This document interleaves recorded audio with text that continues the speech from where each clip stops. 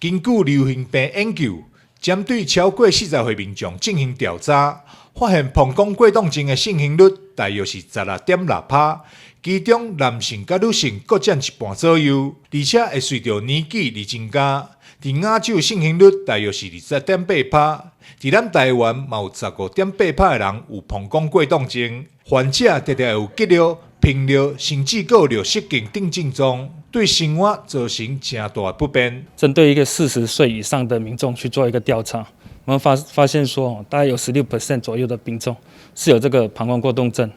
那当中男女比例的部分相当，但不过随着年纪的增长，它的盛行率会跟着增加。那这部分会不会对生活有什么影响？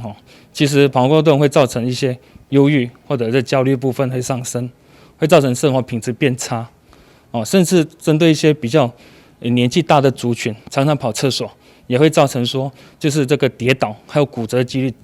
的一个情况发生更高。那至于说一般比较年轻的族群，这部分的话，它会影响他工作的生产力，工作的一个能力，或者是工作情况变得比较差，甚至会影响性生活这部分。那我们在要诊断这个膀胱过动症，除了刚才提到说要符合一些症状，我们还要去排除其他原因。这个可以透过一些检查，比如说尿液的分析，或者一些影像学检查，甚至一些就是尿路动力学的检查，去排除其他的原因，才能做一个诊断。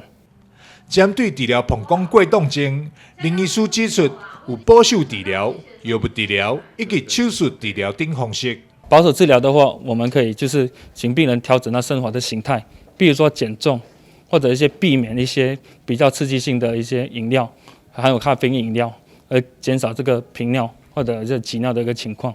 再来，我们可以一些生活习惯的一个改变，比如说解尿部分的一个形态的改变。一般可以请病人说，就是大概把尿再憋一憋再去解，这个可以增加膀胱容量的部分，甚至可以请病人做一些骨盆底肌肉的一个训练，例如这个凯格尔运动，可以增强这个骨盆底肌肉的一个强度，来到禁尿的功能。那这保守治疗，通常我们会合并一些就是药物治疗，其实药物治疗的改善效果还不错，不过这个蛮常会牵扯到一些副作用的问题，这事前都要跟病人就是卫教好。那如果这两个治疗方法都没办法得到很好的改善，再来我们可能要考虑到手术的部分治疗。那手术可以好几种比较单纯一点，我们可以用这个膀胱内注射这个肉毒杆菌素，这病人注射完其实效果都相当不错。不过持久性的话，这问题不久，大概维持3到6个月，可能还要再注射一次。再来的话也比较新的，比如说这个神经调节器的一个置入，有一个改善的部分问题。那最后一步如果都没办法成功，可以做一个膀胱扩大术，这往往都算是比较大的手术。奇美医学中心泌尿外科主治医师林才阳表示，